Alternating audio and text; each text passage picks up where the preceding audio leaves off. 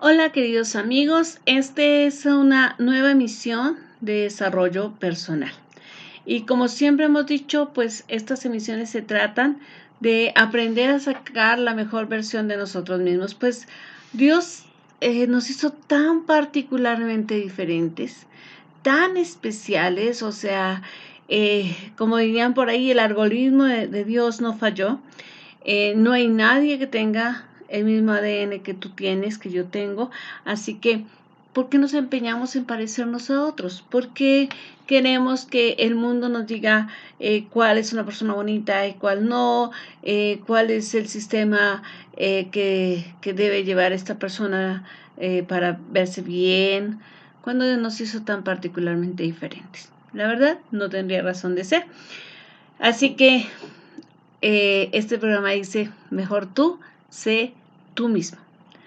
Procura en realidad parecerte solamente a ti, pero eso sí, cada día sube un escalón para ser mejor persona. Como cristianos nosotros decimos, bueno, nosotros debemos luchar por llegar a la estatura del varón perfecto. Así que nos queda todavía un gran camino. ¿Qué les parece si comenzamos hoy con nuestro tema? Y recordemos que estamos hablando de las emociones. Entonces, dentro de las emociones, pues nosotros podemos ver que lo que hemos hablado es, vamos a hacer un diagnóstico de tantas emociones negativas que están destruyendo la vida. Y decíamos, las emociones pueden matar. Hemos visto la ira, hemos visto varias emociones y hoy vamos a ver la culpa y la vergüenza. Y es que de verdad que no es fácil soportar la vergüenza. No vamos a empezar justamente desde ahí. Vamos a empezar desde la vergüenza. ¿Qué es la vergüenza? Bueno, es ese sentimiento de ser tan inadecuado, de no haber hecho lo que es correcto, de haber dicho algo que no debíamos, de haber hecho algo que no teníamos que hacer. Así que, como dicen por ahí, uy, qué oso, hice un oso, hice algo que no era correcto, hice algo que me avergüenza y entonces siento vergüenza. Ahora, ¿de dónde viene la vergüenza? ¿Desde cuándo aparece en la humanidad? Y es curioso, porque la vergüenza es tan vieja como el pecado. Y usted va a decir, ay, ya va a empezar, pues, a hablar de religión. No. Fíjese que en Génesis 2:25 dice, y estaban los dos, el hombre y la mujer desnudos y no se avergonzaban. Y usa exactamente esa palabra, no se avergonzaban. Pero bueno, viene la caída del hombre, el hombre y la mujer pecan y se dan cuenta que están desnudos. Y eso es muy importante, se dan cuenta de su vulnerabilidad, se dan cuenta de que no son adecuados. Antes se veían y se aceptaban, porque sus ojos eran, digamos, los ojos que Dios le había dado, se veían con los ojos de santidad de Dios, pero cuando pecan, pues se ven con los ojos del pecado y entonces no se sienten adecuados.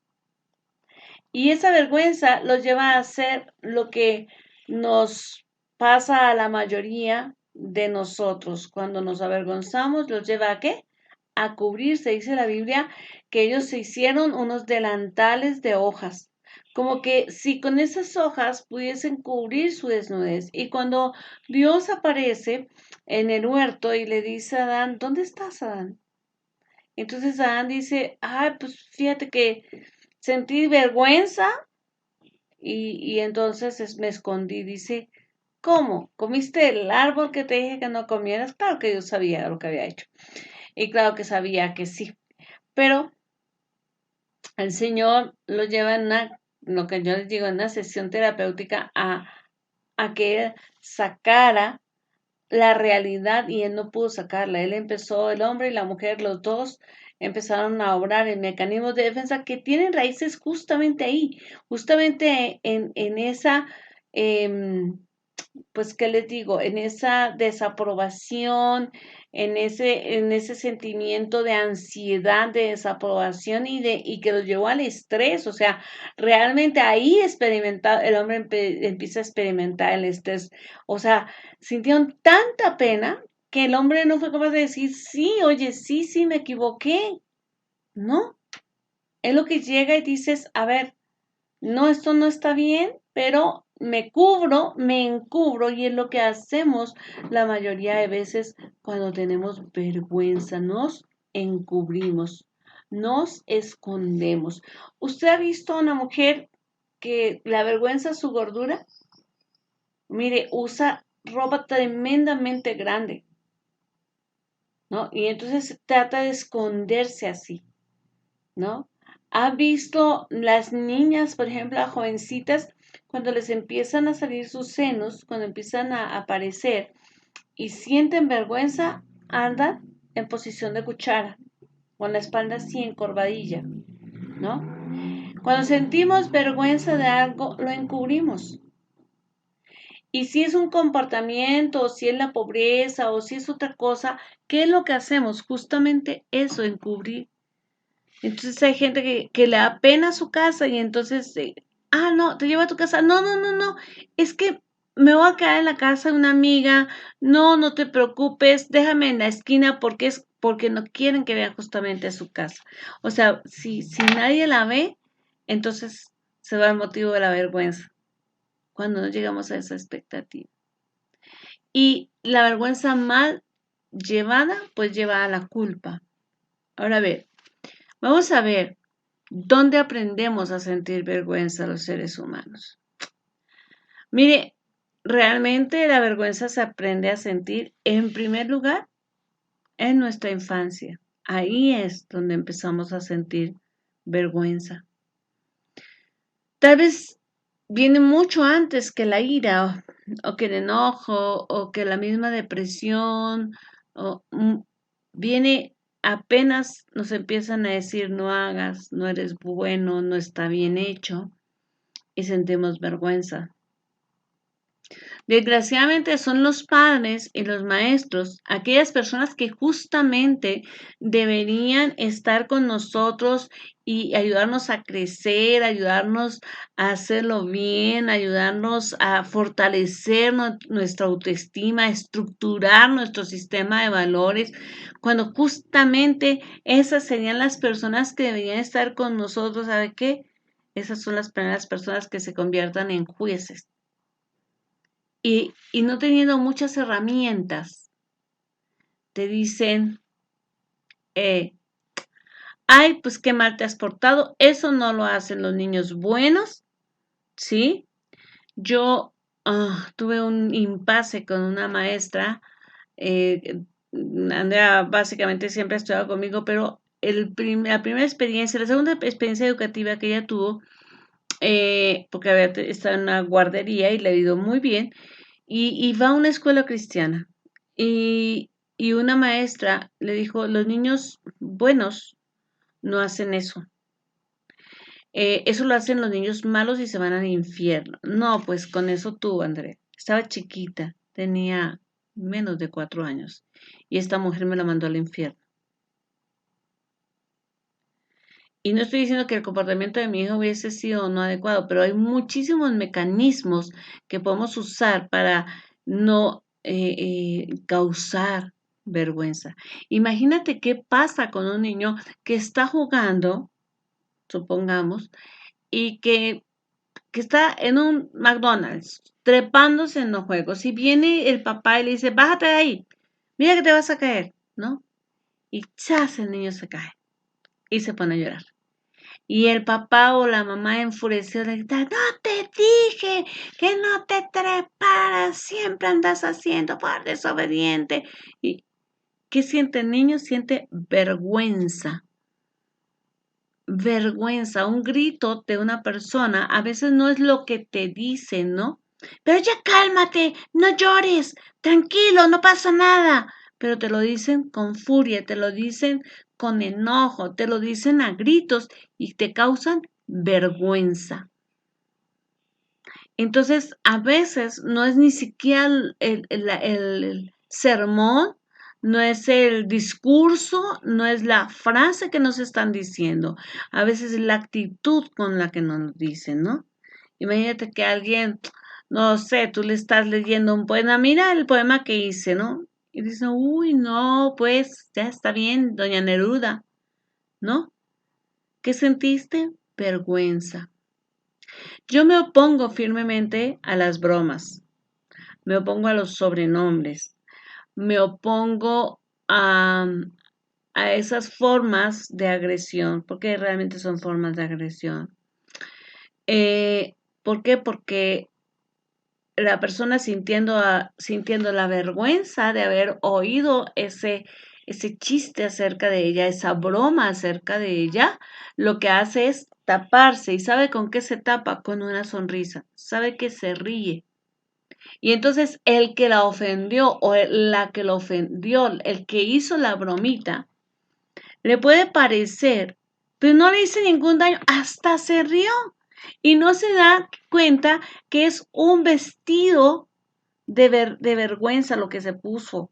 O se escondió con una sonrisa. Eso es realmente cruel. ¿Sabe qué? Muchísimos niños no logran superar la vergüenza. Muchísimos niños se quedan ahí. Sufren un trauma. ¿De acuerdo? Sufren un traumatismo en su personalidad, se fracturan y nunca llegan a ser lo que Dios dijo que ellos serán. Simplemente por un chistecito, simplemente por una broma, ¿sí?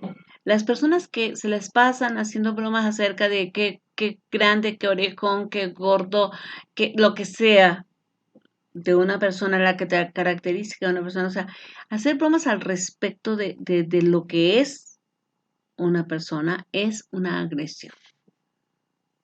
No me diga con qué interés lo está haciendo, porque yo simplemente le voy a contestar. El Señor Jesús dijo, de toda palabra nadie se darás cuenta. No es en chiste, o sea, dijo, no, las que estén en chiste, no, esas tranquilo, dígalas.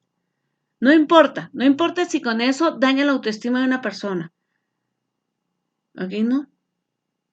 Muchos niños, como les decía, no logran superar la vergüenza y entonces la vergüenza se vuelve crónica. Y entonces son personas totalmente inhibidas, que son personas que les cuesta, pero así les cuesta mostrarse. Son personas que no pueden mostrar sus sentimientos, que les da miedo intentar algo nuevo, que siempre están detrás de una máscara, por un chistecito o por un grito o porque simplemente, como les digo, no pueden superar la vergüenza que un adulto generalmente les causó. Y entonces se vuelve esta vergüenza crónica y en muchos casos da lugar a la culpa, que es el otro sentimiento del que vamos a hablar hoy, la otra emoción de la que vamos a hablar hoy. ¿Ok? Viene la culpa. Entonces vamos a hablar. Primeramente hablamos de definiciones. Hay dos tipos de culpa. La culpa real y la culpa falsa. Paul Turner define la culpa real como una culpa de valor. Es constructiva y nos hace sentir incómodos sobre cosas que hemos hecho mal o malas actitudes que pues hemos tenido y nos llevan al arrepentimiento. Esta culpa es la culpa que siente una mujer que la mujer que ungió los pies de Jesús, ¿no?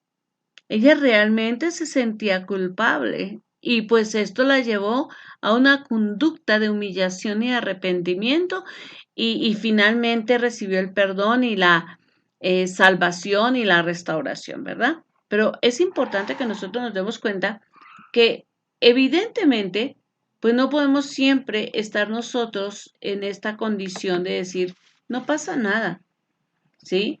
Yo no soy culpable de nada. ¿Cómo no? Sí, sí somos culpables. Sí, claro que sí. Cuando somos culpables de algo y somos conscientes de esto, pues regularmente la culpa que nos lleva a valorar, ¿sí? nuestra conducta y a cambiarla, pues es una culpa buena, ¿verdad? Es un sentimiento de arrepentimiento lo que conlleva y entonces es positiva, ¿de acuerdo? Entonces, no es como que siempre la culpa sea mala, realmente no. Realmente lo que sucede es que esa culpa buena, esa culpa positiva, es buena porque nos lleva a cambiar, como les decía, el comportamiento. ¿De acuerdo? Y desde esa perspectiva, pues no nos queda más que decir, pues bienvenida en ese caso la culpa, esa culpa verdadera. Ahora, ¿qué es la culpa falsa?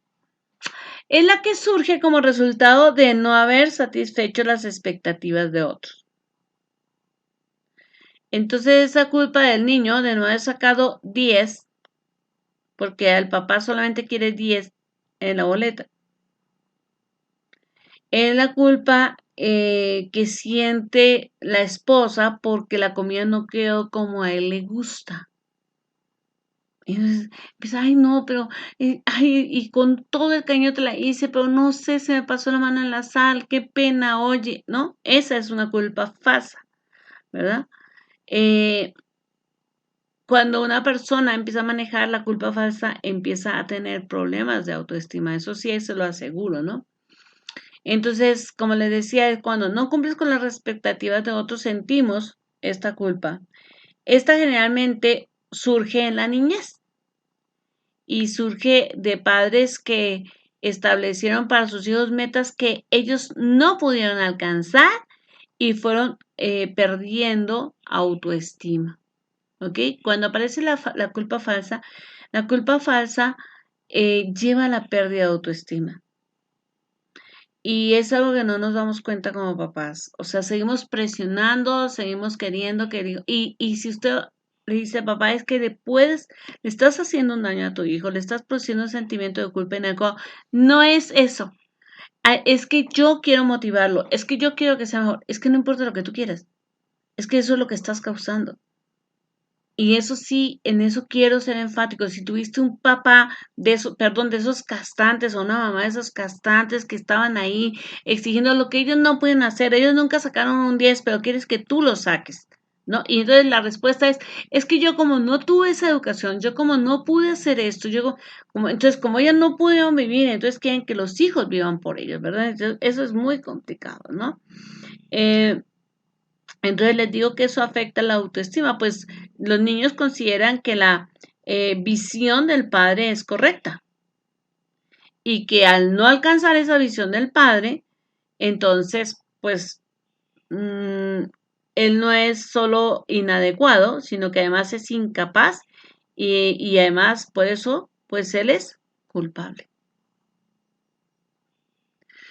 Mire, una falsa culpa viene cuando también, por ejemplo, en eventos donde a los niños no se les ayuda a entender bien los fenómenos de los grandes. Cuando un papá, por ejemplo, se divorcia y una mamá se divorcia, a veces los papás somos un tanto irresponsables, por decirlo menos, porque no somos capaces de decirle a los niños, nos estamos divorciando porque tú y yo, tu mamá y yo, o tu papá y yo, no pudimos llevarnos bien, estamos cometiendo errores y empieza, pero para no perjudicarlos a ustedes, nos estamos separando. Entonces el niño ya empieza a sentir un sentimiento de culpa.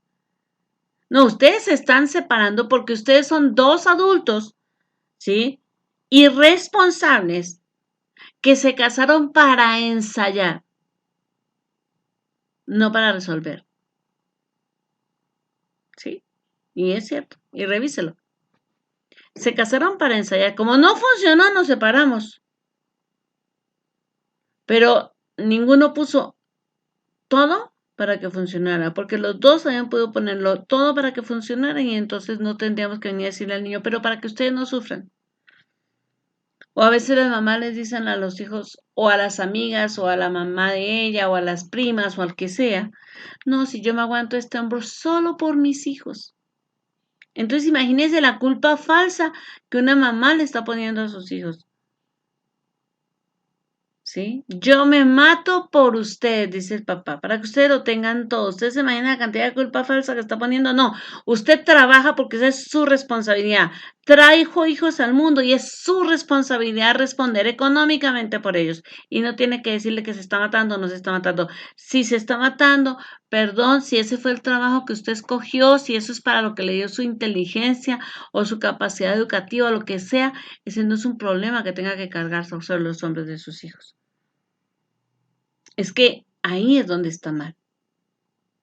Yo creo que los hijos deben tener una disciplina férrea.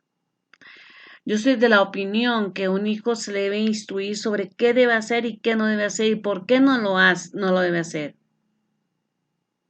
Y debemos exigir que se comporte correctamente. Pero no podemos venir a poner la responsabilidad de lo que un adulto siente o hace en los hombros de un niño. Eso sí no. Eso sí no. Y mire, dije que al niño se le exige una cosa, pero otra no. ¿Por qué yo escuchaba una vez a un papá y estaba tan ofendida ese día? Porque viene su hija y le dice, ¿en qué lugar sacaste, no? Entonces le dice, no, pues primero en español y segundo en inglés. ¿Y quién te ganó en inglés? No, pues fulanita.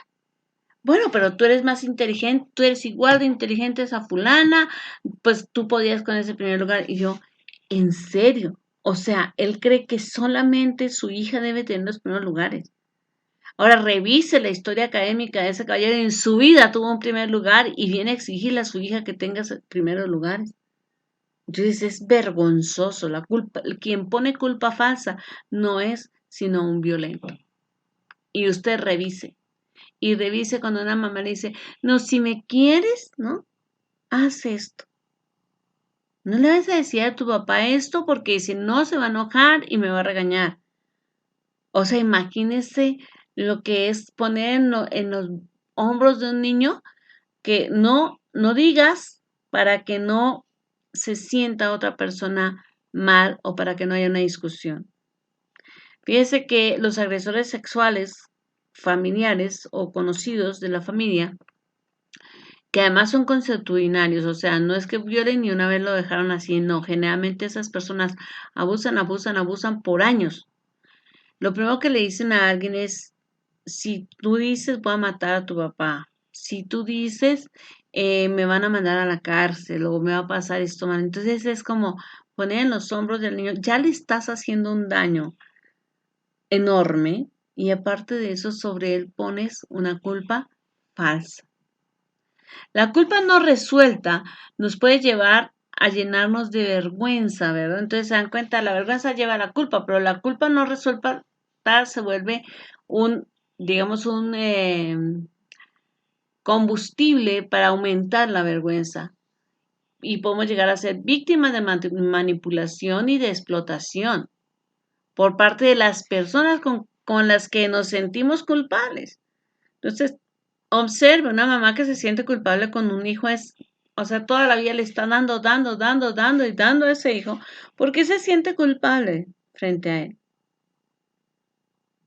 ¿Ve? Entonces es cuando por efecto de esa culpa nosotros tratamos de compensar a las otras personas y eso no es correcto. Yo siempre les explico que las deudas, porque sí, claro, que todos tenemos deudas con nuestros hijos, con nuestra familia, con todas las personas. ¿Y sabe por qué? Porque vivimos en un mundo injusto. Nunca podremos ser personas justas porque vivimos en un mundo injusto. Tenemos defectos, entonces nuestros defectos, nuestras decisiones, buenas y malas, no hay decisiones perfectas, pero buenas y malas, nuestras decisiones siempre perjudicarán a alguien. Entonces siempre vamos a tener culpa con alguien. Pero yo tengo que entender y esto es lo que me gusta del cristianismo, que Cristo ya pagó todo por mí. Y no solamente al Padre, sino a mis semejantes. O sea, yo tengo que entender con quién se resuelve la culpa. Así que, por otra parte, la culpa la culpa puede dañar a terceros, en primer lugar porque pueden ser víctimas de injusticias y en segundo lugar porque pueden ser enseñados y hasta obligados a pagar una culpa que no es propia. Entonces, tú conoces, por ejemplo, muchas mujeres que se sienten culpables con su mamá porque X cosa, y obligan a sus hijos a que estén ahí, a que sean ellos los que vayan a hacer esto, aquello, y aunque la abuelita tenga otros nietos, aunque otras personas, o tenga otros hijos que puedan hacerlo, pero ellos no, porque esa mamá está llena de culpa, ¿no? Usted ve en la televisión, por ejemplo, casos de mujeres que victimizan a otras mujeres y las hacen víctimas de explotación sexual de su propia pareja. Y van y consiguen y raptan niñas y se las traen para que las violen porque tienen una culpa falsa. Y entonces, como tienen una culpa falsa, pues están ahí, ¿no? Siempre pagando lo que no se puede pagar y hacen que otros lleguen a pagar por esa culpa falsa. Generalmente, cuando nos sentimos culpables, no actuamos para solucionar las cosas.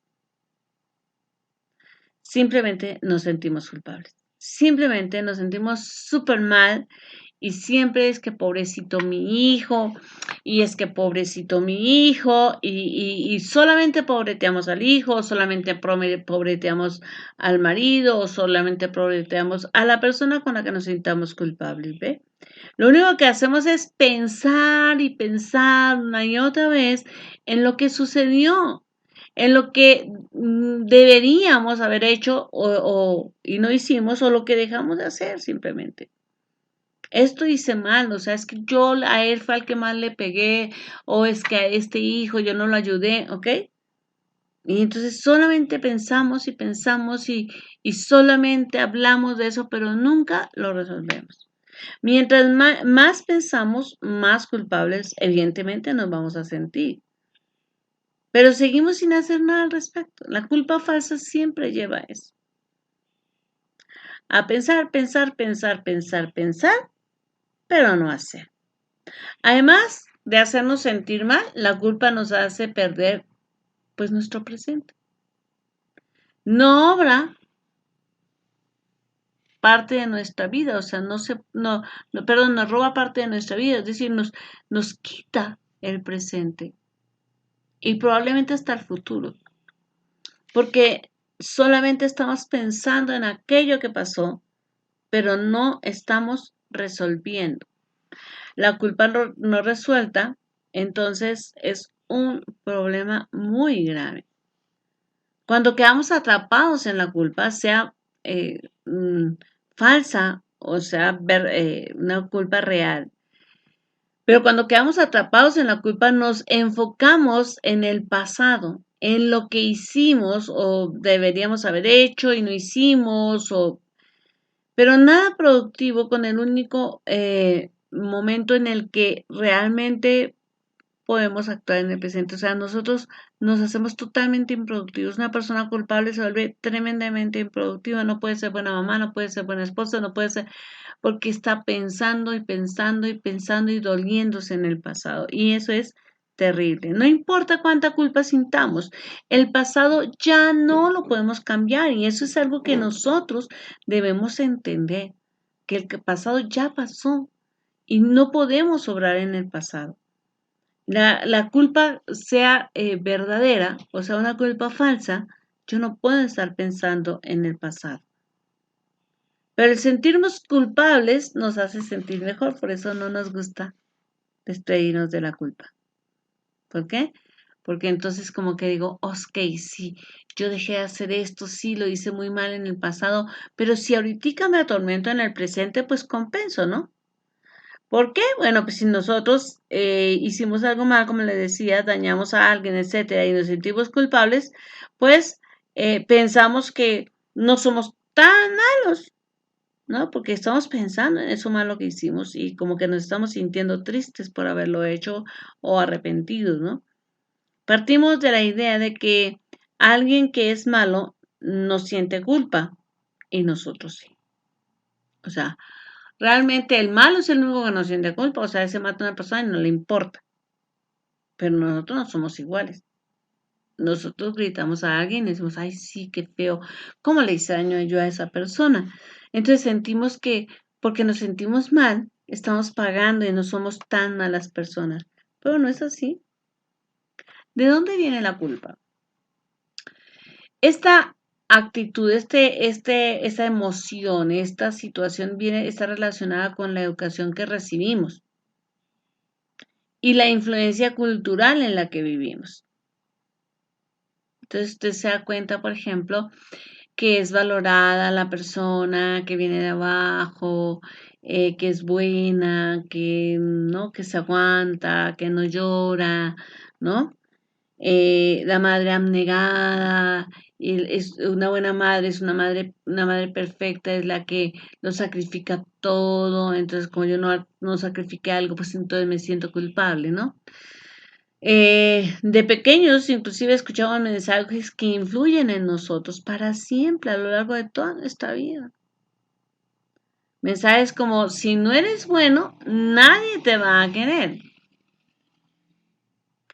O hay mamás que incluso, o papás que dicen, por tu culpa me siento así, por tu culpa me enfermé, por tu culpa me siento triste, por tus problemas se me acabó el dinero, ¿no? Pues porque tanta enfermedad de este niño, mire, ya no tengo cómo hacer tantas cosas. Y ahí empezamos entonces a sentir culpa. Así adquirimos una escala de valores que califica las cosas y lo que hacemos, ¿no? Como buenas y malas. Y nos califica a nosotros como personas, no solamente lo que hacemos, es que el problema es eso. Esa escala de valores rige nuestra vida de adultos y se refleja en lo que creemos que debe ser nuestro comportamiento. ¿Ves? Nos muestra nuestro yo ideal, o sea, como que eso es lo que yo debo satisfacer a todo el mundo y debo hacer que todo el mundo se sienta bien, etcétera. Entonces decimos, todas estas cosas que son buenas son las que nosotros deberíamos hacer si consideramos que somos buenos. Si hacemos algo malo, nos consideramos a nosotros mismos malos y por lo tanto culpables. ¿Ve? Cuando hacemos algo malo, alejado de lo que nosotros o la gente piensa que deberíamos hacer, nos sentimos culpables. Ahora, el problema no es la culpa, así lo dice su diapositiva, sino lo que hacemos con ella. Cuando actuamos mal, es importante reconocer y corregir para no volverlo a hacer, para no volver a cometer el mismo error, reconocer que nuestra conducta fue inadecuada o mala. Mire, yo personalmente creo que hay cosas que no van a volver a pasar. Una anécdota. Yo siempre insisto con la gente cuando dice, es que tiene temperatura el niño. Le digo, no, no tiene temperatura. Hasta un muerto tiene temperatura. En la temperatura del muerto es 0 grados, bueno, pero tiene temperatura. ¿Ok? Un cubo de hielo está a menos 0 grados, pero tiene temperatura. La temperatura es el grado de calor que un cuerpo, de calor o frío que un cuerpo acumula o posee. Entonces, lo que usted me quiere decir es que el niño tiene fiebre o como dicen otras personas, calentura, es correcto. Entonces, corrijo muchísimo porque no está bien, o sea, debemos aprender a hablar.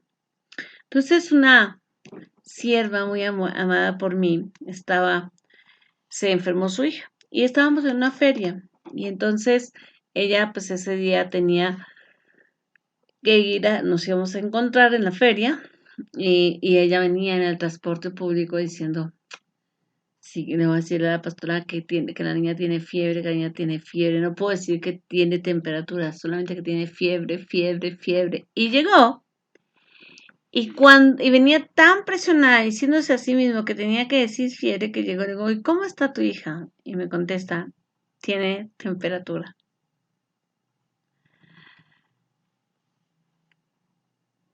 En realidad, tenemos que entender que algunas de nuestras cosas que hacemos mal se han vuelto hábitos. ¿De acuerdo? Se ha vuelto como nuestra forma de hacer. Yo creo que cuando nos convertimos es un problema porque nosotros ya empezamos a saber, por ejemplo, que mentir está mal, pues ya se ha hecho un hábito en nuestra vida y caray, cómo cuesta dejar ese hábito, ¿verdad? Pero se vale el intento. Y se vale, no es, me siento culpable y qué desgraciado soy y qué mala persona soy. No, es que en algún momento pues tengo que dejar, intentar no volverlo a hacer, ¿no? Nuestra conducta, lo que nosotros hacemos, no somos nosotros. Son simplemente acciones de las que nos podemos arrepentir, de las que podemos volver atrás y de las que podemos aprender a hacer otras cosas. No podemos calificarnos por lo que hacemos, porque hacemos muchísimas cosas, cosas buenas, cosas muy malas, cosas regulares, pero nosotros somos diferente a lo que hacemos. Y todo eso tenemos que tener cuidado cuando le decimos a un niño, es que eres mentiroso. No, no eres mentiroso. A ver, repito, estás diciendo mentiras. Es diferente una conducta a una definición de una persona. Las etiquetas no son buenas. Y lo que hacemos mal, no siempre lo hacemos por maldad. A ver, yo creo que cuando una mamá, por ejemplo, castiga a un hijo, yo conozco muchos hijos que se quejan, ¿no? Era que mi mamá era muy cruel, los castigaba así, así, así, ¿no? Y tú dices, ok, no estuvo bien lo que la señora hizo, pero no creo que quisiera ver sufrir a sus hijos. Creo que quería conseguir una... Y eso no está diciendo que lo que ella hizo esté bien hecho. Esto está diciendo simplemente es que ella cometió un error, pero no cometió un error por maldad. Debe pedir perdón, debe reparar, sí, pero no puede esta mamá sentirse infeliz y la peor persona del mundo y qué mala mamá soy. No puede hacerlo porque lo que hizo no define lo que es, ¿ok? Podemos cometer errores, podemos hacer las cosas mal por desconocimiento. Por ejemplo, no sé cómo se tiene que hacer una cosa, entonces qué bueno que hoy en día hay formas de formarnos acerca de muchas áreas de la vida. O por no analizar adecuadamente una situación. ¿Cuántas veces regañamos a un hijo sin saber todo lo que había pasado, no? Después decimos, ay Dios, ¿por qué le dije eso si no se lo merecía? O por dejarnos llevar por nuestras emociones. ¿Cuántas veces una persona comete muchas cosas horribles simplemente porque se dejó gobernar de la ira, ¿no?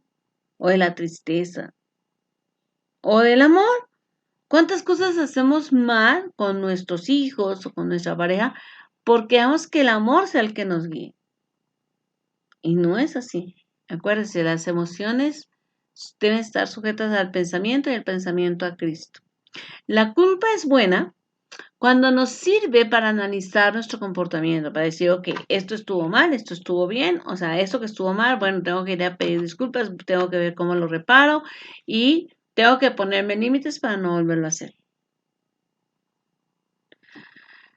Eh, no nos analizamos específicamente a nosotros como personas, sino que si nos quedamos atrapados en juzgarnos como personas, nos quedamos atrapados en la culpa. Juzgamos nuestro comportamiento y no juzgamos simplemente, si nos quedamos juzgándonos como personas, entonces nos quedamos atrapados en la culpa. Entonces tenemos que decir, estoy juzgando mi comportamiento, no me estoy juzgando yo. ¿De acuerdo? Eso es algo muy, muy importante que debemos hacer. Tenemos que aceptar que no tenemos que sentirnos culpables solo porque alguien más quiere que tú te sientas culpable. Tenemos que decir, a ver, espérame, no. O sea, hay, por ejemplo, muchas mamás o muchas suegras, ¿no? Que, ay, pobrecito mi hijo, cómo le toca difícil. O sea, cómo es que si ahorraras más y estas mujeres empiezan a sentirse pero horrorosas y dices, a ver, espérame, no porque tu suegra se quiera que tú te sientas culpable, te debes sentir culpable. Tienes derecho a hacer, a pensar, a sentir, a actuar de manera diferente a lo que las demás personas consideran que es adecuado. Pero si tu conducta tiene consecuencias, pues también acéptalas, ¿no? pero puedes hacerlo sin sentirte culpable, ¿no? O sea, a lo mejor si, para el mismo caso, ¿no? A lo mejor si la señora decidió, ok, pues sí, sí le voy a comprar estos tenis a mi hijo, y viene la suegra y empieza, no, pero es que pobrecito mi hijo, no sé qué. Bueno, o sea, no me tengo que sentir mal porque pobrecito mi esposo está trabajando y yo me estoy gastando el dinero, porque al final es su hijo y tiene que vestirlo. Pero si a lo mejor por haber comprado esos tenis, ¿sí? No tenemos para comprar cereal esta semana, pues ni modos. Tengo que aceptar las consecuencias de mi decisión. ¿De acuerdo? Y no decir qué bruta soy, hubiera pensado mejor las cosas. Bueno, pues ya no lo vuelvas a hacer. En la siguiente compra, pues piensa bien las cosas. Revisa si la culpa no está provocada por el perfeccionismo eh, o por demandas exageradas o a un estilo de pensamiento, ¿no? O sea, a veces la culpa se debe a que siempre queremos que las cosas sean perfectas y como no logramos ser perfecto, me siento culpable, ¿no? Entonces, no, a ver, espérame, es que yo tengo este problema, no es una culpa real, es resultado de que yo siempre quiero hacer las cosas perfectas. O porque a veces nos ponen la vara tan alta que me siento culpable de no haberla alcanzado, ¿no? O sea, que todo saque 10. Entonces, si no sacaste 10, te sientes infeliz. No, espérame. O sea, se trata de pasar lo mejor posible en la materia, pero no tienes por qué darle solamente 10 a una persona, ¿no? Es que es una persona muy inteligente, sí, pero si tú querías logros académicos, debiste trabajar mejor tú. O por un estilo de pensamiento, ¿no? O sea, es que en mi familia todos somos ganadores o todos debemos ser abogados. Entonces, si tú escoges algo diferente, pues no, es que me siento mal porque qué va a pensar mi papá. Él quería que yo estudiara. No, no tienes que pensar en nada. Es un estilo de pensamiento equivocado. ¿Ok? Si nosotros tenemos culpa falsa, hay que corregirla. Recuerda que la culpa no solo es positiva cuando se es objetivo y puedo aprender algo de mí mismo y puedo corregir mi conducta. Solamente ahí la culpa es positiva, si no, el resto de culpa es negativa. Entonces, sí es bueno cuando yo siento culpa y puedo decir, a ver, objetivamente, ¿qué hice mal? ¿Qué puedo aprender a hacer mejor? Mira, ¿sabes qué? Me acabo de dar cuenta que cuando dejo las cosas para última hora, pues resulto haciéndolas mal, ¿no?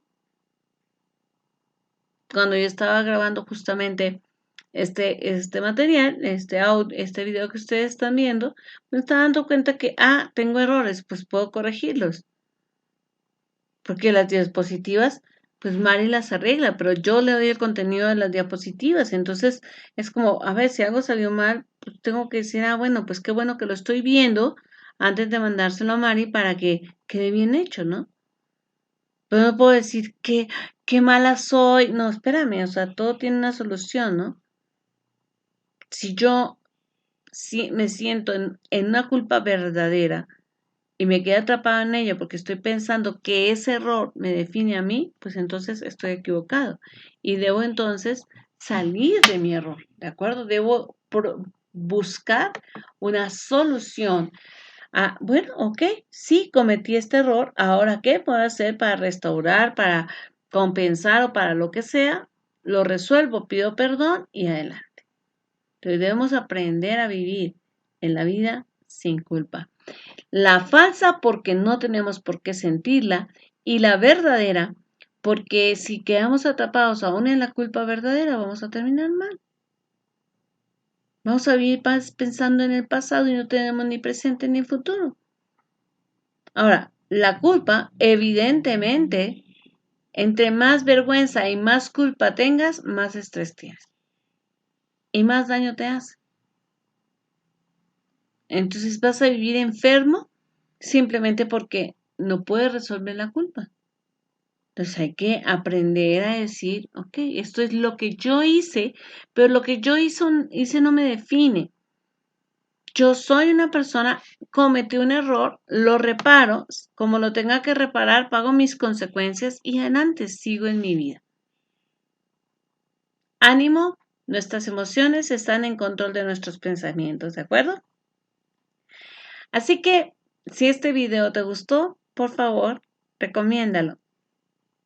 Y si no te has inscrito a este canal, acompáñame, inscríbete en este canal y suscríbete y deja tu campanita activada para que te lleguen las notificaciones de nuevas emisiones.